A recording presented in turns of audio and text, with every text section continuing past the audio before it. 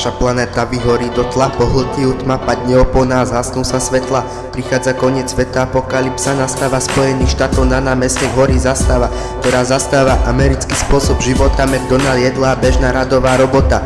Tvoja kvóta, tvoj podiel ťa nutia robiť sračky, potom sa len vyhovárať na slovné hračky. Že ťa vydierali, donútili k podiebom strašným, že si sa chcel stať len človekom šťastným, roztopášným. Teraz si zistil, aké sú to suky. Sám naletel si ich podfúky spod ruky, na srdce mieril, zacielil a strelil. Podrazil ťa ten, komu si bezcielne veril. Zveril si mu každé jedno svoje tajomstvo.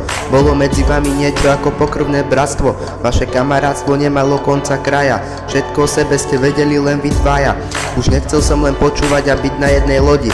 Na rozdiel od ostatných, ja chcel som niečo robiť. Preskakovať schody, stať sa lepší ako dobrý. Vôbec netúžil som potom byť len ďalší výkrik do tmy. Scéna sa rozrastá, každý druhý je tu schopný, lenže málo kto si svoje reči trúfne uskutočniť. Na šperky, autá, handry pre mňa potrebný je zošit. Nemám sa za čo hanbiť, chcel len to najlepšie zložiť. Byť vo svojej koži a strániť sa od horších. Rap je pre mňa ako droga, s ktorou sa mi nedá skončiť. Moje rímy zločin, preto znásilňujem slova. Starám sa o kvalitu jak dealer o svoj tovar. Nechcem byť len jeden z mnoha, ale z mnoha jeden. Repovať si po tvojom tak, ako to iný nevie.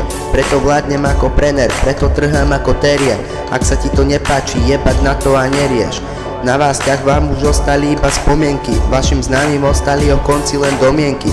Je ti toho ľúto, ale spoločnosť je už taká, nad našou modrou planetou sa v tejto dobe zamraká.